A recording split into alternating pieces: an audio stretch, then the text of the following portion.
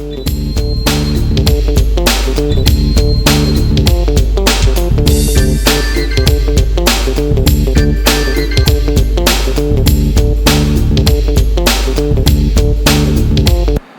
and welcome to the Classic Farming series on the Tractor Barn YouTube channel.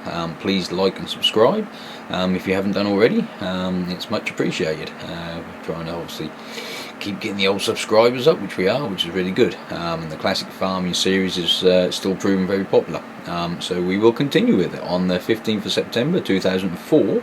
And what a tractor, a tool drive Ford 7810 Generation 3 on a 6 metre set of rolls. Nice to see, because obviously you don't see many tool drive tractors working now, and obviously more than capable, as proven with this 7810. So yeah, so as always, sit back and enjoy, and I'll catch you on the next one.